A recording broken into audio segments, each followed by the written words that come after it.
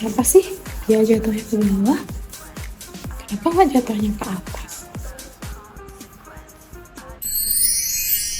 Hai, perkenalkan aku Ripoto Rahmania Ari Widayani dengan akhiran NIM 040 dari program studi Sastra Inggris Universitas Udayana.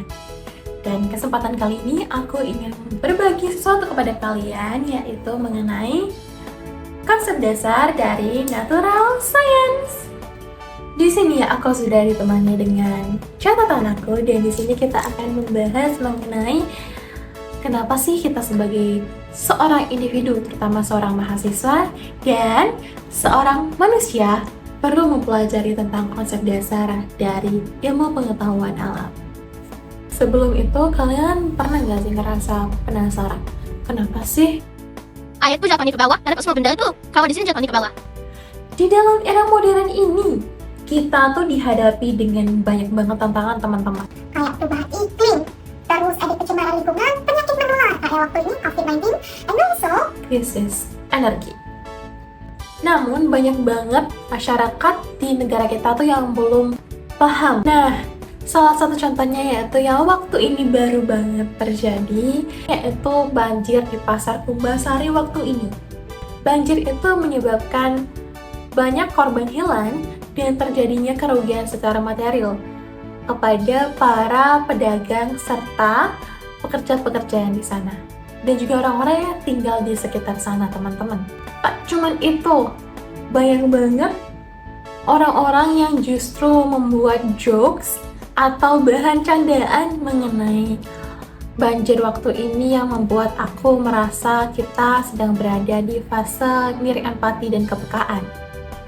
Padahal dalam konsep natural science dan ilmu pengetahuan dasar, kita tuh diharapkan untuk menjadi individu, insan yang lebih peka terhadap lingkungan dan situasi kita saat ini. Hal ini juga disebabkan oleh minat literasi dalam masyarakat kita yang kurang, teman-teman. Jadi, banyak yang beranggapan bahwa sains itu adalah ilmu untuk orang-orang jenius, dan menganggap sains itu suatu hal yang rumit dan tidak menarik untuk mereka pelajari. Padahal, menarik atau tidaknya, ilmu itu penting untuk kita ketahui karena mungkin akan berdampak pada kehidupan kita sehari-hari. Dari tadi aku tuh sudah membahas sains, natural science, tapi kalian tahu nggak sih apa itu pemahaman konsep dari natural science? Jadi kita masuk ke intinya.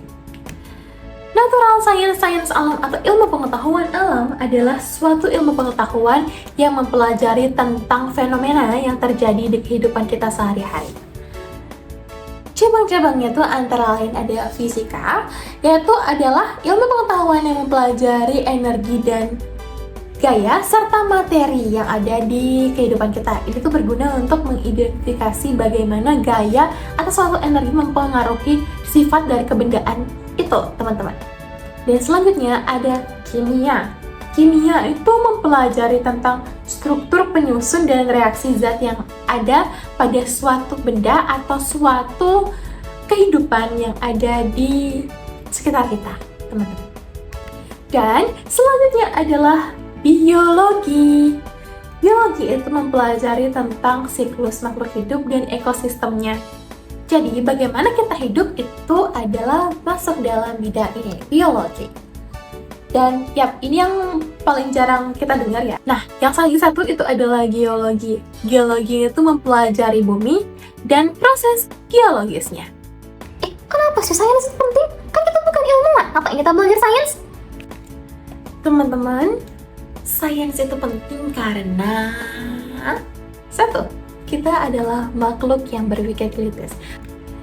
Teman-teman, sains dapat menjawab pemikiran kritis kita. Karena juga sains itu memberikan kita pola berpikir yang kritis dan sistematis untuk menelaah yang mana ini hoax, mitos, dan yang mana fakta.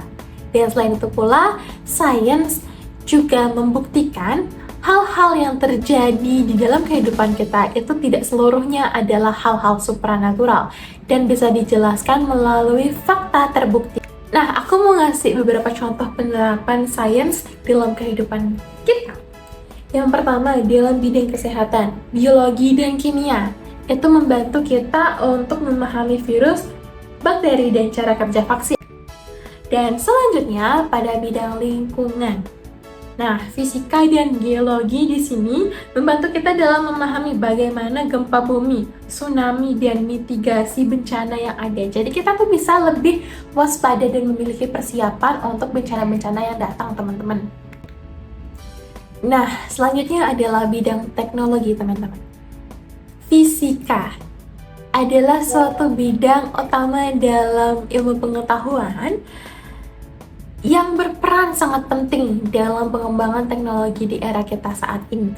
Teman-teman, dalam dunia pendidikan, sains juga menjadi dasar dari banyak ilmu lain, seperti yaitu 1. Teknik, 2. Kedokteran, 3. Pertanian, dan yang keempat, bahkan bidang ekonomi lingkungan. Solusi ini, yaitu yang pertama, integrasi sains dalam kurikulum sejak dini. Yang kedua, konten edukatif yang mudah dipahami dan menarik. Ketiga, kolaborasi antar kampus dan masyarakat melalui pengabdian dan pelatihan. Keempat, pemanfaatan media sosial untuk penyebaran pengetahuan sains secara kreatif. Kesimpulannya apa sih, Nia? Nah, teman-teman, jadi kesimpulannya, sains itu bukan sekedar teori. Sains itu bukan hanya suatu tulisan dalam buku, bukan hanya sekedar ilmu, dan bukan hanya ilmu yang bisa dipelajari oleh orang-orang jenius.